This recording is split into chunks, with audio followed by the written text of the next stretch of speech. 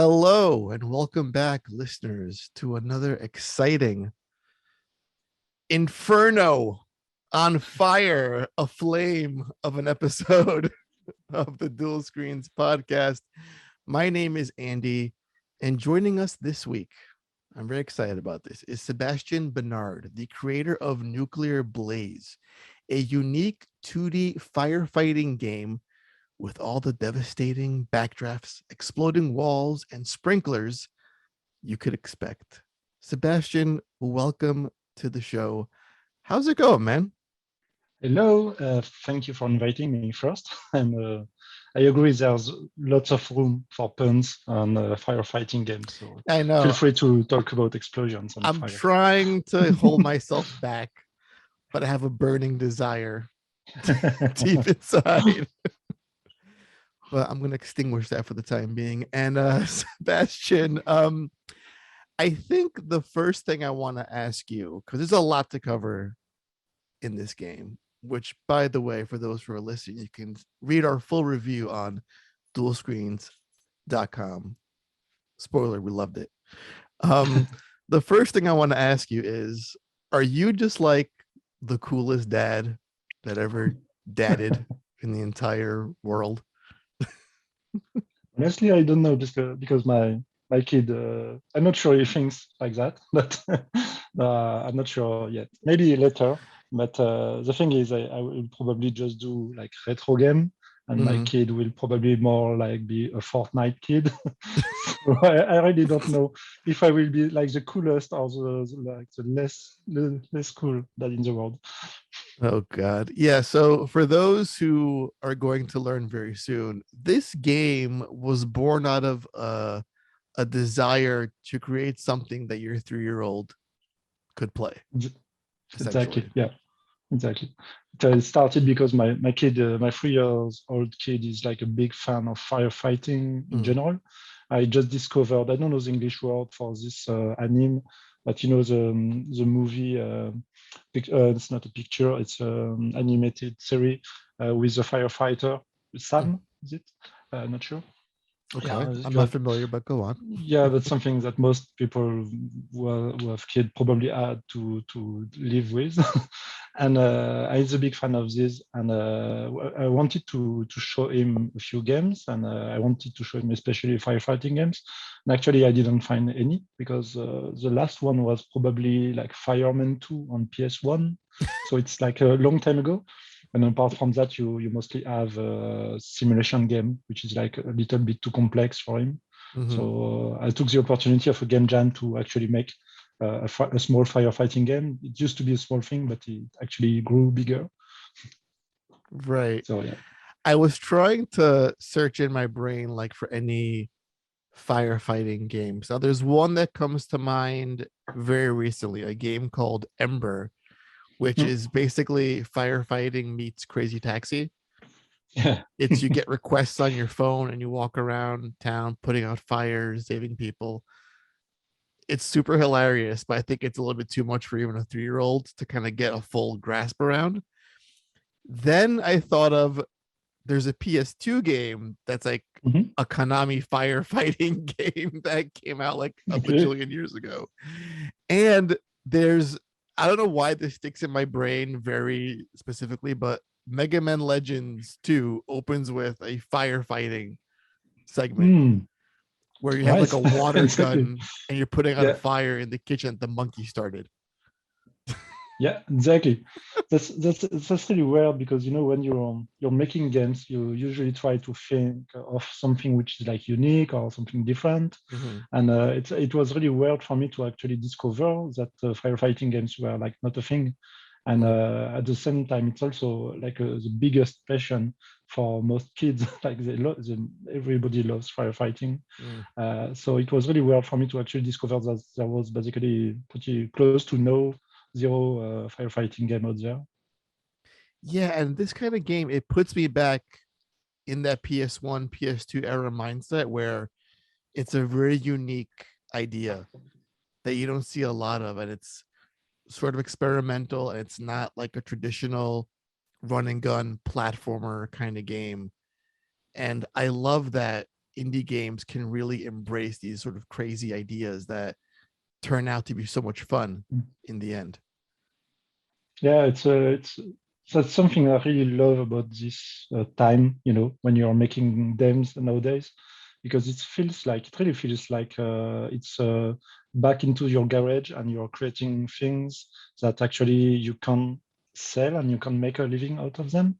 It feels like a new golden era for video games. So it's really cool to be part of that in some way. It's really fun and very exciting because, as you say, you can try crazy things, and you can actually make something cool out of that. So it's really exciting, definitely. Yeah, and this came from a game jam, if I'm not mistaken, correct? This original Yeah, concept for Nuclear Blaze. yeah. At first, it was a game created for Ludum Dare or Mm. Ludum Dare or Ludum whatever. Most people don't know how to pronounce that, but it's a game jam. It's a famous game jam which opens like 3 or 4 times a year, and it lasts for 48 hours. So you have 40. Basically, Wow. the main format is you have 48 hours to create a game, and you don't know the theme. So it's like they announce the theme, and just you have 48 hours to create your game.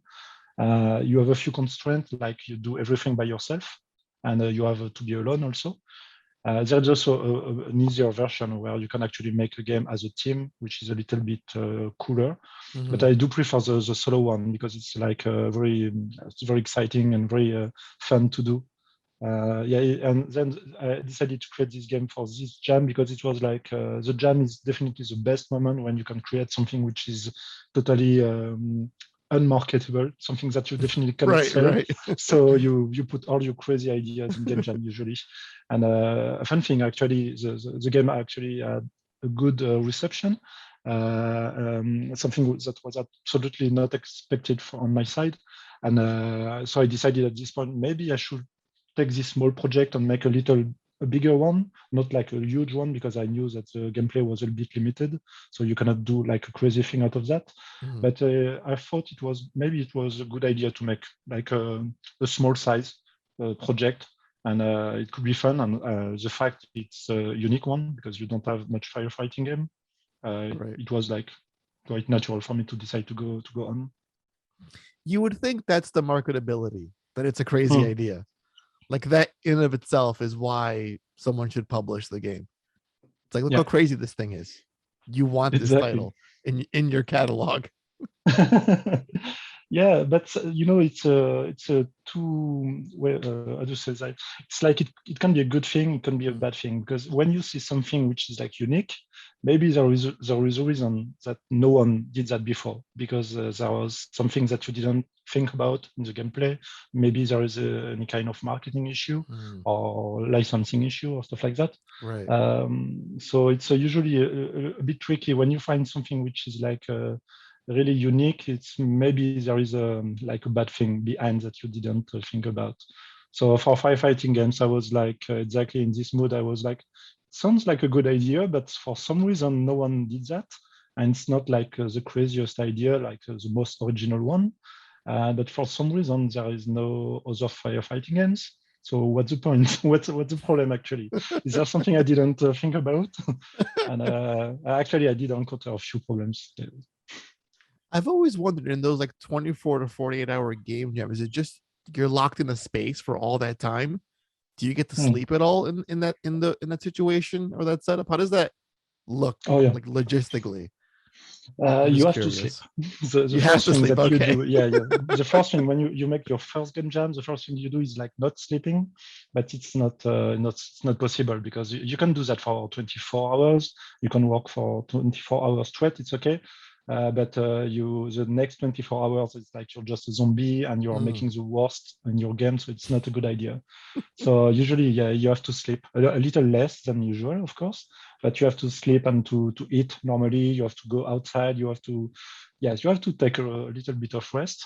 But when you just think about the amount of hours in a weekend, in 48 hours, it's pretty much the same as working for a full week. If you Mm. it's just a compact full week, Got it. just in one weekend.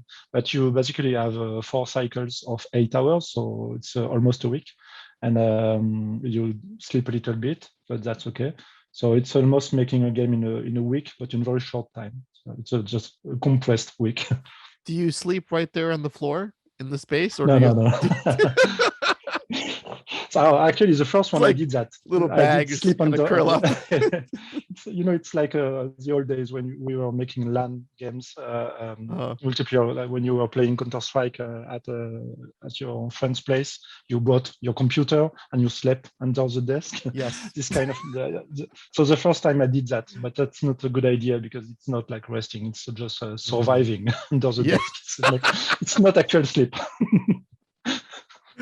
Oh, good Lord. So kind of walk us through, for those who haven't played Nuclear Blaze yet, what does the core gameplay loop look like in this amazing little Uh, 2D sprite game? it's quite self-explanatory. You're a firefighter, and you are airdropped in the middle of a blaze in a forest, and you have your friends and colleagues working there to try to extinguish like a big fire in the forest. And you are given order to explore to the east because they want you to check for survivors and to look for survivors. And so you go there and you find a well complex industrial facility there, and you decide to explore it because it's not on the map. It's something which is not supposed to be there. So you decide to explore it and you get trapped inside. And as you explore it, you discover a few things like the fire might be coming from this facility. And you decide to go on your own and to explore it and try to turn out fires. And the game as itself, it plays like there's a little bit of combat, but it's really quite late in the game, so it's not a combat game at all. It's more like you fighting fires, and mostly it's sort of you fighting the fire propagation, which is actually the main enemy in the game. When you turn out a fire, if you leave a small flame somewhere, it will just propagate again, and you will just get in trouble quickly again. So it's really about fire management mostly. So you have to put fires and to make sure that it doesn't start again. Where do you look to for inspiration to sort of dictate what the gameplay should look and feel like? Because I would imagine for a unique concept that hasn't been done in a very long time or ever in this specific format, there's no examples that you can look at and say, okay, I want to make a Metroidvania game. I can look at scores of games that have a similar configuration, gameplay style, systems. How do you come up with that? Like, where do you look to put those things together in a game that has very little to look back on for inspiration?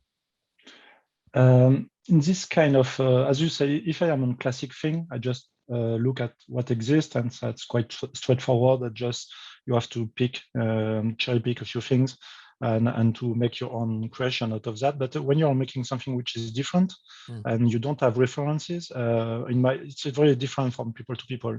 But on my side, usually the way I do that, it's just like when I create a story for an RPG, for example. I do tabletop RPG a lot, and I really like to create a story or thing like that.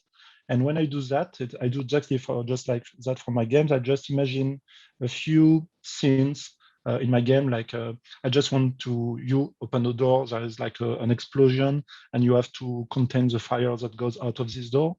Just like a typical, very classic image that you can imagine from this kind of game if it ever existed. And I try to have a few scenes like that. And when I have a few scenes, it allows me to question and to dictate the gameplay. So, for example, if I just to take the door example, it means that when you open a door, there might be an explosion. So you might need to have a defensive move or something. You will probably have to have some kind of propagation, because if you open the door, that means that behind you it was turned off, so the fire will start again. So you have a few gameplay decision and gameplay mechanics that comes out of these stylized scenes that you have in your head. So it helps a lot and allows me also to make sure that when I am deep inside my game and working on it, I don't think about anything else. It allows me to question back what I'm doing. It's like I am actually doing something that goes to this scene, or I am lost, maybe. I am going to something different. And is it something that I want to do? Is it the right game I wanted to do? Does it fit to this initial idea? So I just work with this kind of ideal scene in my head. You just put like the movie Backdraft on a loop. Obviously. That's actually the only one, so that's quite easy for me. That's definitely the main reference. Yeah, it's actually that movie is a big part of my childhood for some reason. I'm not even sure why. Like, I think we got it from a VHS rental store and we forgot to return it, and we would just always watch it like every other weekend. We're just watching the whole movie. Like, I think is De Niro in that movie, and like one of the Baldwin brothers, I think, is in that movie. But that's like the only firefighting film that comes to mind immediately. So, when I was looking for actually pictures or videos of firefighters, most of them were either Backdraft, obviously, which is like the most obvious one. And the other ones were like German movies, or not exactly movies, but institutional movies from actual firefighters in Germany. And for some reason, that's the only country that actually has tutorial videos for firefighters. Oh, So like training videos? exactly, training videos, and they show you what's the backdraft and actually happening in real life, so you actually see what kind of horrible thing it is. Oh, that's And so wild. yeah, it's really crazy. And it's like there is one which was very fun in some way, because they put like 10 firefighters in a box, and they close the box, they put the fire outside, and they open the door. They open the door, it's like the fire comes inside, and they just have to not move and to see and to feel what actually is a backdraft. And I'm pretty sure that after that, they will just be really cautious when opening a door. Because Germany actually is they leave it. hardcore. Yeah. I think that would violate OSHA standards over here, like that kind of training. Jesus fucking Christ. We set this box on fire and you're gonna demonstrate how you react in this situation. Exactly. It's like a reaction video to Backdraft. But you're inside. I do have to ask though, how do you go from Dead Cells to this? Because that's Dead Cells, which everyone knows that was one of your babies. Once upon a time, co-creator Dead Cells, one of the biggest, most successful indie games. Like, I think that game is a household indie game up there with, a Hollow Knight or a Shovel Knight, those kind of games. How do you go from that to saying, I want to make my own studio, be like a solo indie dev, and do this little experimental, unique firefighting game? How did that transition look for you? It's quite complex situation. Yeah. But the short story is like, when you're making something, any kind of thing which is successful, it's very hard to not be like the one hit band. You just make a one hit and you just cease to exist. Right. And Dead Cells actually was an unexpected success for us, and something which was actually much bigger than us also.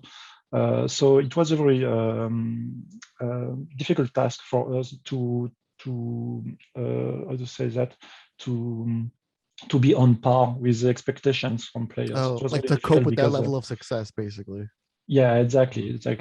And we were lucky enough because we decided to put the Dead Cells project in the hand of another friend company that was actually sharing our office. And they are taking care of it, and they are actually making like a huge amount of really good content, really honestly good content on DLCs on Dead Cells. But that's a very, for me, it was an overwhelming task. It was like I cannot I cannot live up to the expectations. When we decided to move on and to make another game project, my former company, Motion Twin, it was very difficult for us to just get along and decide what would be the next one, Oh, because wow. the expectation was just too high for this studio. And I really thought it was definitely not possible to do that with so much pressure, to continue making them with so much pressure. Wow. And my colleague was quite did agree, because we decided to to part. And part of the company decided to continue and to work on a new project. So, but for Mm. me, it was like I did have a good success. That sales made my living much easier, of course, obviously. So I thought it might be a good time to make something a little bit smaller, Mm. but with less expectations, but still having the comfort of being one of the co-creators of Dead Cells. So I thought it was like the life opportunities that I was expecting, maybe. So yeah, I decided to part and to start my own small studio, one-man studio. Yeah, you never hear that side of the story. I hear a lot of developers who are sort of struggling for a while to make something stick and have meaning and impact Hmm. in this industry. And then here it's like this runaway accidental success. And how do you internalize that and say, how do I live up to the Hmm. name that this game has made for itself? It's a Yeah, lot. It's a lot to that's deal really, with. yes, definitely. I would hate to be like the guy who make Dead Cells 2, because it would be just a too complex Mm, project. It could be done, but to make something which is as original or as interesting as Dead Cells was at its time, because the time was different. Also, when Dead Cells came out, it was a very different market, mm, and you didn't have much good platformer and roguelike at the same time, exactly. Yeah. with tight controls and good controls and stuff like that. Nowadays, it's different. So you cannot make the same recipe and hope that it will work. So I definitely would not like to be the guy in charge of Dead Cells today, but that's okay, because I'm not, which is cool. I'm just Yeah. making them for my kids now.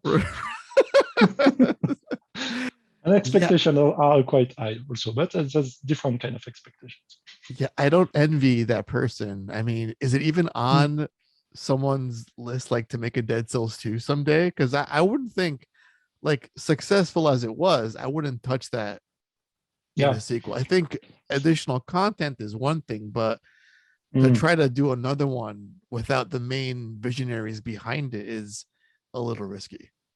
But it's possible, I think, because you have a few like very good examples. Just if you think about Doom, when you have Mm, Doom 2, and Doom 3 is like, okay, a weird accident in the road, yeah, but then you have Doom in 2016, and it's possible to live up to the expectation and to be like a true sequel to Legend. And not like that is kind of Legend, but it's you see the idea. But Doom was an example of, actually it was possible without John Carmack, unfortunately. mm, But it's possible, but I think the pressure is like, yeah, it was probably a complex. Doom 4 was probably like a very complex project. right. Well, maybe not right now. Maybe a few years after you get a few more of these games under your belt, you could Yeah, revisit. maybe. Like, okay, I have the idea now for a Dead Cells 2. Now That's I'm not going to ready. be total ass. I got it, guys.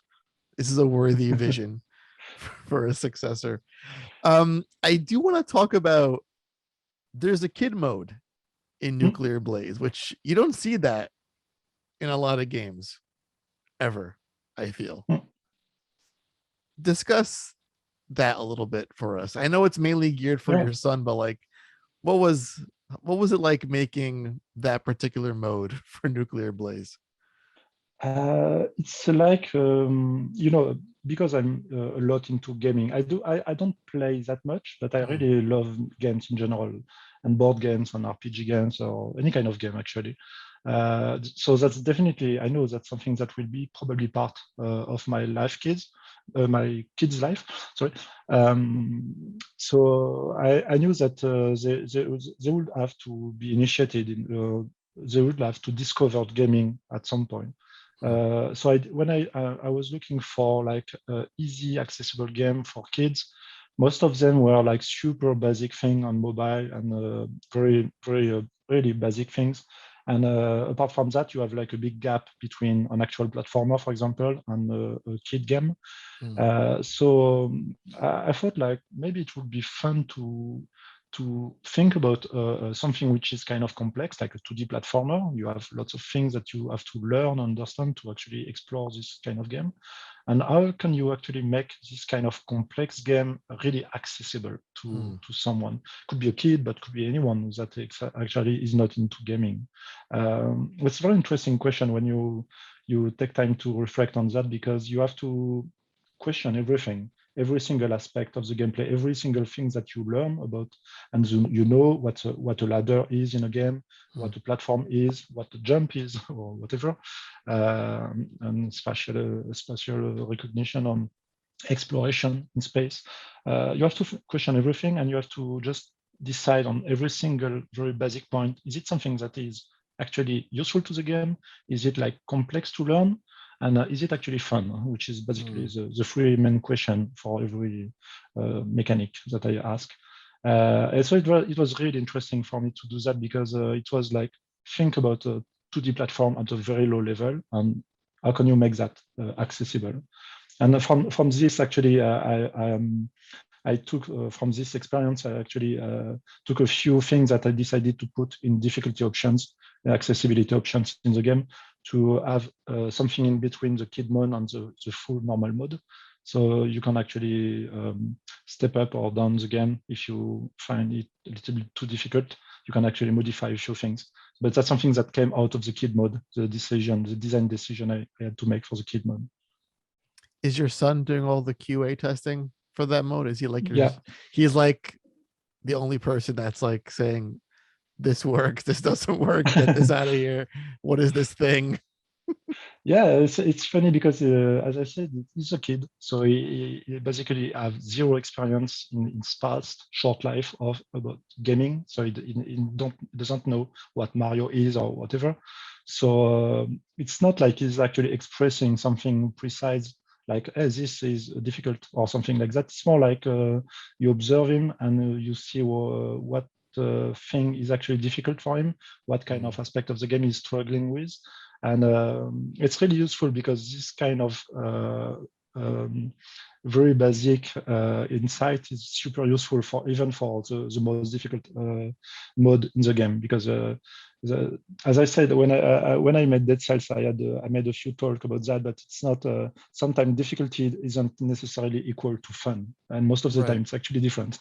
So the fun aspect and the difficulty, it's two different topics, and making difficulty fun is actually very difficult to, it's very tricky to do. So yeah, it was definitely my very first QA on the game, and I took lots of small details in ergonomy and UX from his very first playthrough on the game. So it was very useful. Definitely, I would do that again. Yeah, just give him a Nintendo. That's all he needs. Like when I Yeah, was a kid, totally. that's all I got. When I was playing Ninja Gaiden and Mega Man, like no one said, "Oh, let's give them a kid mode for this." Yeah. Only the kids were playing those games. Yeah. Do you think more, because that's a good conversation when we talk about difficulty and accessibility in games. I feel it comes up often, like with a series like Dark Souls specifically. Mm-hmm. A lot of people are vying for difficulty options in a game like that. That the game should offer an easy mode for those who don't want a challenge but want to experience the game. And it's always like, no, like this is the vision. These games are meant to be designed this way, and this is how it is. Do you think those games should look to difficulty options, or should they just stick to their guns and say, you know what, these games are for a very specific audience of gamers, and you know, you just got to get better at them if you want to experience what it has to offer? Actually, you have two difficult questions behind this. Which the first one is the vision. The Yes. vision is it's definitely part of the game. So if the designer of the game actually add the difficulty, I mean, like the real difficulty as part of the vision, yeah, that's okay, because the game is a difficult game, and that's on purpose. That's not like an accidental or a lack of UX or ergonomy thing. It's really made on purpose. So when that's said, that's something which is said, I'm okay with that. Just like playing Super Meat Boy, it's difficult on purpose because that's the point of the game. So for me, yeah, if the vision is actually making a difficult game, that's okay. But it's not a good idea to, for example, to decide really early on to I will make like a hardcore game, because doing that it's as I said, it's really tricky, because to make a difficult game and not a frustrating game, it's a different. It's quite complex. And the second really important question is not about difficulty; it's more about accessibility. It's more like to say that, for example, in Doom, the idea, the concept of the game was probably not making a difficult game. It was more like you should feel like a space marine shooting at demons and feeling super powerful for that. And that's probably part of the pillar of the game at some point. So it's not about making difficult game, it's making a game where you feel like you're powerful. So having difficulty settings and options is really fine in this case, because the idea is to make sure that most people, not everyone maybe, but actually most people would actually be able to feel like a space marine killing demons. And sometimes when you talk about accessibility, you also talk about disabilities. And sometimes there's no reason for someone who has disability to actually not be able to feel the vision. If it's not about difficulty, if it's about feeling like a space marine, maybe you should have options to allow that. So it's really difficulty is often mixed up with accessibility nowadays. Yeah, and, it is. There's a strange overlap in those two conversations that I find a little bit strange, to be honest. And if you talk about difficulty on Reddit, you will probably have lots of people explaining that difficulty is good, difficulty is part of the game, which is okay. But the question is it actually part of the vision? And most of the time, not sure. If you remove the difficulty as a mechanic, the game should be still fun. Because if the difficulty is everything, like in Dark Souls, if the game was a little bit easier, I think the game will be still fun, because it is really deep. You have patterns and enemies, very complex. You have lots of things to do, exploration, lots of secrets. The lore is crazy. So with the difficulty, the lore is really crazy, like literally. And the game will be good without the difficulty, I think. So I'm not sure that it's not usually it's not a bad idea to just have a few accessibility options in your game, just for people. I feel like in terms of like a disability, we should try to equal that playing field. Like someone's physical disability shouldn't prevent them from experiencing a game, period. Like we should all move towards making all games, no matter what your challenges are, that you can play this game. Like we can look to Microsoft has like that controller with that in mind specifically, which is great. But the Dark Souls conversation is that is a lot of design, that they have to make this thing challenging, but it's also at the same time fair. It never feels cheap because it's designed around the player being able to learn patterns, find the best strategies. So to remove that and say, we'll just make it easier, it's like, well, but that's how we design our games. It's not bad, cheap game design. It's just, it's fair but difficult, and it's and ultimately satisfying at the end. I did have a small I did have a small thing like that exactly. And when designing Nuclear Blaze, it was the amount of water that you have in your tank. Because water is limited, so if you spray water, you will probably run out of water quickly, and you have to refill at stations. And the way people do play the water is very different. It's really based on how confident you are with your controller. It's based on how stressed you are. If you are like super anxious because there is fire everywhere. And actually, player will press the water button really differently. Some people will just hold it like for 10 seconds until everything is wiped out. but some people would just do it like like a light spray, like a little tapping it.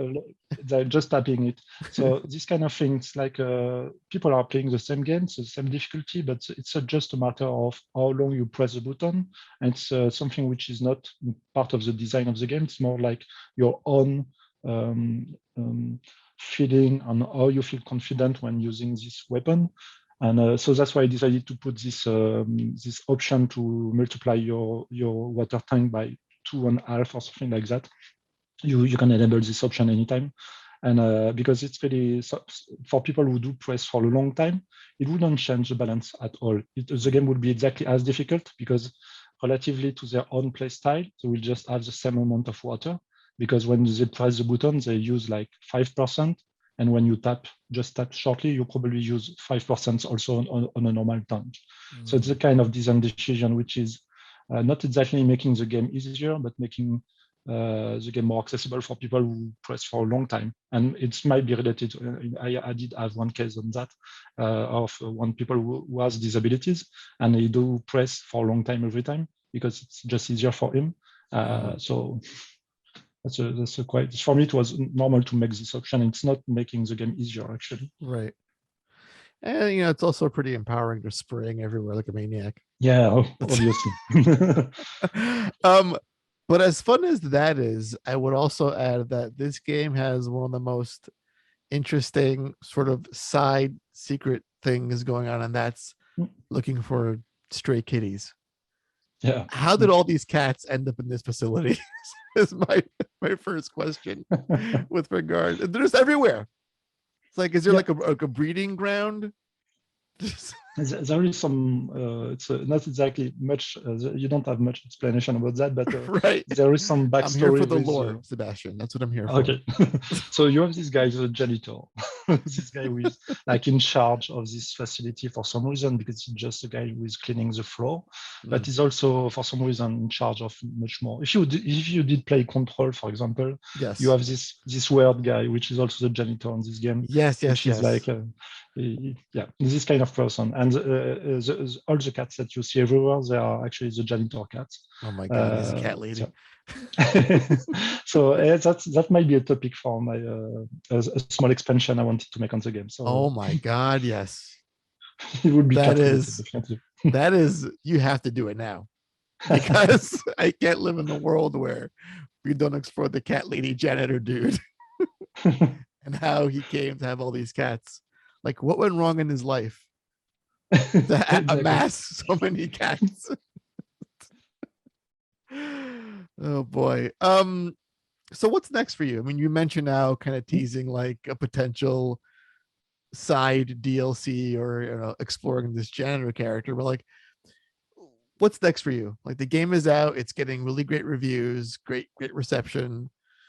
Are you just going to enjoy that for a bit, or what's next for Deep Night Games? On very short term, I'm working on a small. I'm still pushing a few updates on the game, because I have a few things I wanted to fix. So it's like, I think the next one is the 5th update. The next one is a little bit bigger, because it will introduce a new game plus to the game, a new game mode that you unlock when you finish the game once. And this mode will allow you to explore a few side sections of the world. It's a little bit more difficult, but still you can still enable options to make it easier. So if you don't want to have a hardcore mode, it's still okay. So I don't know exactly when I will be able to release this one, but it should be within a month, I guess, or something like that. But it's a little bit of content on making sure that when you finish the game, you actually have something new to do, just like in Dead Cells, actually. So that's for the short term. And long term, I would like to, I'm still discussing the Switch version. Nice. Because I would really love to have this on Switch, and it's just easier for most people to play. So that would be really cool. But I think it will be next year or something like that. And if I make the Switch version, I will probably also integrate a game mode I really wanted to do, but I didn't have time, which is more like a Firefighter arcade mode, which is more like, if you think about Bubble Bobble, old Yes, ones. yes, yes, yes. It's more like a screen-based firefighting game where you have to turn off fires and to get to the next level pretty short and quickly. And you have to a long sequence of small levels to more in an arcade play style. And something that I would like to experiment and to do next year before next year or something like that. I'm not sure. Like a co-op experience as well, like a I would love, yes, I would like to try cooperative mode in this one, like a two-player bubble firefighting game, something oh my it's like god. the weirdest Sebastian, pitch. Yeah. you got to do it. I'm gonna email you like a year from now. Where's my DLC with the cat guy, and where's my co-op firefighting bubble bubble kind of game? Um, and I want you to ask your son like years from now, like, this is how much I love you. I'm making all these firefighting games for you. Oh my god. All right. I think with that, Sebastian, we should lean into rapid fire. All right. This is it. You're gonna learn some more about you, what kind of human being you are. I mean, you pretty stand-up guy, making games for your kid with him in mind. I mean, my dad's lucky he's not around because I'd ask him, "Where's my game that you didn't make for me?" My dad detested me playing games, period. Let alone having him make a game for me. I mean, when I tried to say I wanted to do game dev as a kid, he was like, "That's not a job. That's not a real job." That's so difficult because I did make a very small game for my kid for his second birthday, I think. Mhm. It was like you play a small how to say that, tractor or something. I'm not sure the Mhm. English word for that. Okay. Uh, um, and you're like in a farm. You have this vehicle in a farm, and I made this very small game, and I knew it was not a good idea because I have two kids, and it meant like I would be forced to make 2 games a year for my kids for Oh every God. birthday. So that's not the best idea when you're a Yeah. solo All dev. right. That's a little much. I don't think Yeah, maybe just one a year you would don't be enough. you don't love your kids that much, do you? It's got to be a limit. I will have to hire someone to do that. Right. Do the Right. games for my kid, please. um, you get a phone call. I'm sorry, your wife gets a phone call in the middle of the night saying that you've committed a crime. What crime have you committed, Sebastian? Mm, I think I would probably have gone like on rampage outside and exploding cars which are Oh my badly God. parked. Yeah, if you have parked your car in a bad way, like on a pedestrian or something, in front of a door, if you have parked your own car in a bad way, I would just probably pick up a thrower and Mhm. put everything on fire because it's not like that you park a car. I'm really Mhm. pissed off by people that actually are putting their car in a bad position. I don't know exactly how to explain that in English, but you see the point. Right. I just got exploding cars. I'm like, okay, this guy's a maniac. That's what he thinks. But no one inside, obviously, just the Oh car. no, of course not. Just exploding car, no big deal. Yeah.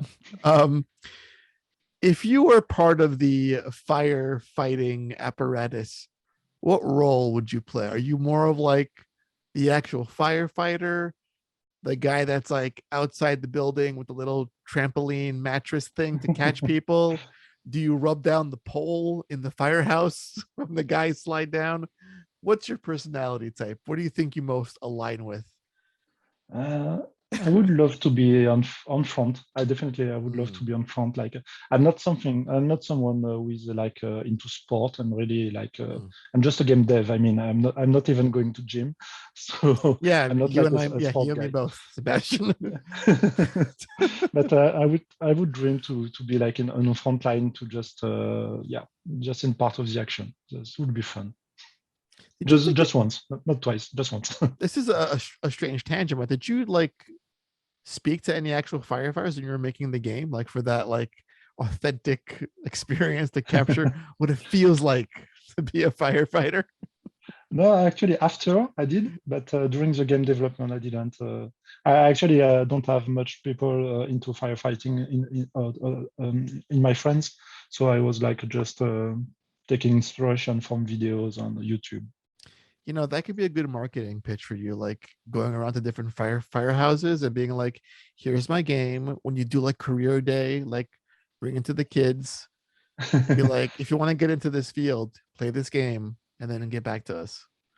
And we can see about recruitment.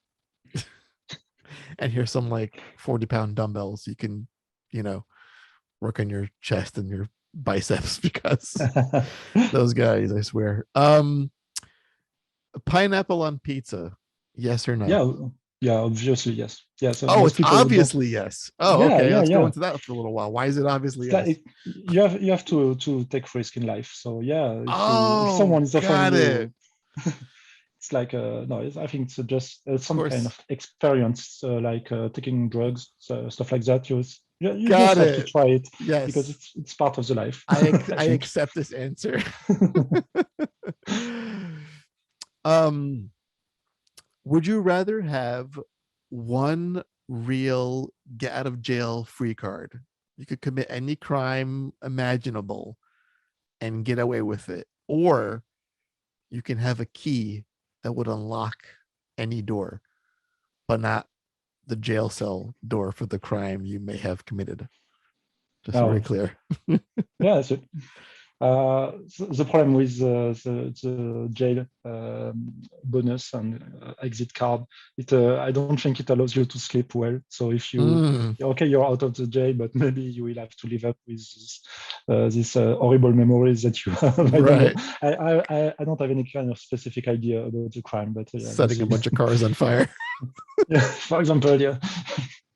Yeah, I think the key would be fun, and it will allow me to get back into my house because I did happen to lock myself outside quite a few times. So having such a key would be cool, would Mhm. be useful to be able to get back inside.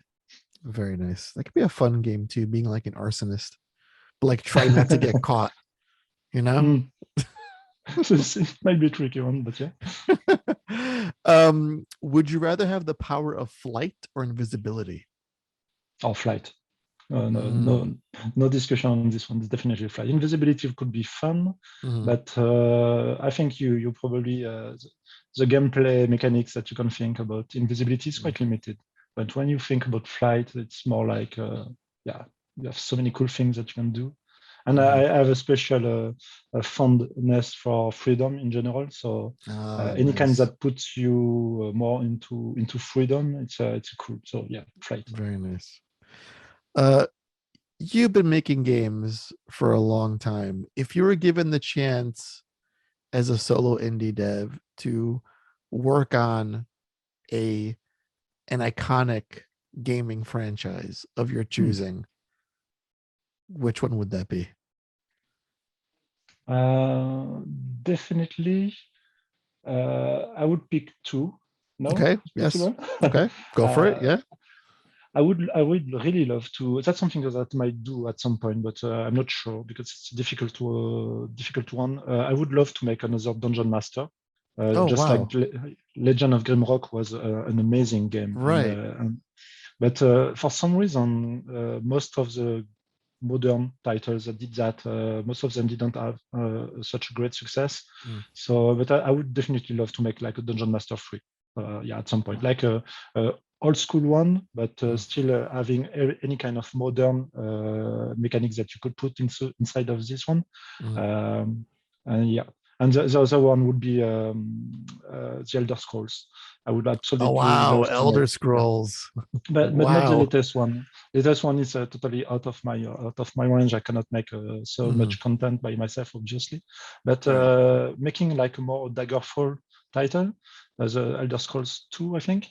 Yes. Yes. That's Yes. something I would love to do, like a big procedural but full explorable world. That would be yeah my dream project, definitely. Yeah. Listen, Elder Scrolls 6 is probably 10 years out as far Yeah, as I'm concerned.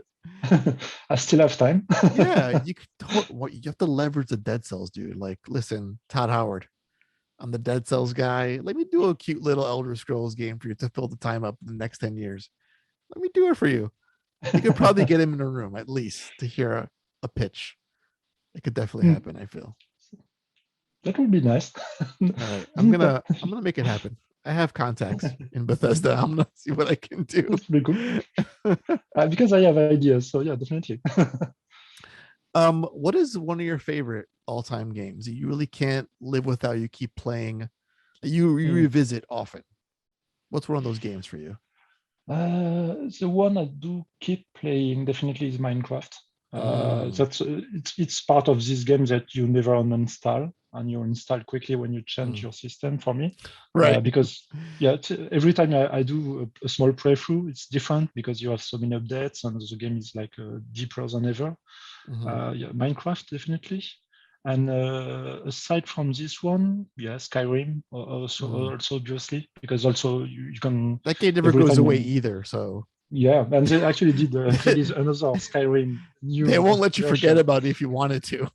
I know you cannot, you definitely cannot. Yeah, I would say that Minecraft. I think that's the only one that I do play on a regular basis. Very nice.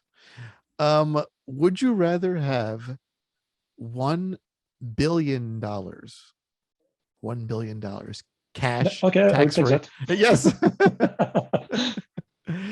Or a bunch of clones of yourself that would do your bidding. Okay. Yeah, you see, uh, not so easy, is it? I think I would take the clones. Mm, It's like a super egocentric thing, but mm, no, it's mostly because I would really love to be able to accomplish a few game ideas that I have in my mind, but it's a little bit out of my scope because it's for different reasons they are right. difficult to do. And spoiler alert, the next game I want to work on is like an open world game, Oh but I want to boy. do that alone. I don't want to do that as a solo indie dev, which is like a stupid idea, I know. But I really like the possibility about thinking about something which is definitely not possible in theory, but to make that to cut the concept to make that possible as a solo indie dev. But if I was able to have a more associates like me to do the work, Mm, yeah, I would definitely do something a little bit bigger ever. mm. So maybe just two of me would be good. I think Okay. it would be That's okay. all you need. Yeah, Just just yeah. a very small team, yeah. Still, Yeah. Solo game dev is cute for like a little firefighting game, but an open world game, would it be like in the same sort of like pixel art format? Because that'd be kind of yeah, cool. Oh god. yeah. So I would probably stick to Sebastian. pixel art and yeah. Sebastian. That's three things now you gotta do.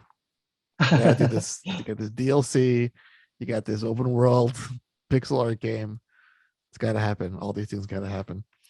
And the last thing I want to ask you is, what was the last game that you played that had a really big impact on Oh, you, that you walked away feeling like, wow, this game really did hmm. something to me that I haven't felt in a uh, while? there is one which is really obvious to me, which is the Elite Dangerous. Mm, Because I used to be a big fan of Elite 2, which is like still open world and still mm, freedom and stuff like that. right. I was a huge fan of this, and like everyone by this time, I was really um, I really wanted to have some kind of Elite sequel. And I Mm, did the first time I did play Elite Dangerous. I did also play it with Oculus mm, VR headset, and it's definitely the point in my life where I thought like, okay, this is what VR is made for. mm, this is yeah. this is the kind of crazy thing that you can actually see in your with your own eyes, which is like Yes. being in a spaceship, flying through a huge space station or over a canyon or something like that, and see that from your own eyes and being able to look around you and to see your cockpit and fires and stuff like that. It's like it was the craziest game experience for me in years. It Wow. was like wow, something I would never have thought I would be able to live and to feel that. So yeah, it was really like a very strong impression on me. I definitely thought, okay, this is the first VR game which is has a meaning. Wow. Yeah, and VR is, as you go into this current generation of consoles and tech, that's only going to get better, which I'm very Yeah, excited for how that's going to exactly. evolve over the next like handful of years. Well, I think that about does it. Sebastian, this has been Yeah, a lot of fun. You're an amazing human being. I could thank you. talk to you for hours about firefighting games and wacky ideas, but the show has to come to an end, unfortunately. Sebastian, thank you so much. You've been a blast to speak to this week. Thank you. It Um, was really an amazing time for me. So yes, thank you. Thanks a lot. of course. Where can our listeners find out more about you, Nuclear Blaze, Deep Night Games? Give us the whole social media spiel right now. Yeah, sure. The easiest one is definitely on Twitter. I do spend most of my time there. So the easiest way would be to go to my website first, which is deepnight.net. And on Twitter, my handle is like deepnightfr, like French, because Deep Night was taken. So I had to pick another God, one. it's so frustrating. Yeah. And I have to live with that for my next few years. It's Deep Right. Night FR. And so yeah, deepnight.net or deepnight FR. All right. I will include all those links for you guys below. Well, that about does it for this week, listeners. Sebastian, thank you so much. Thank you always for being here, dear listener. You mean the world to me. And as always, please be excellent to each other and don't start any random fires. Just a word of advice, just because it's bad form. All right. Until next Thank you time. so much.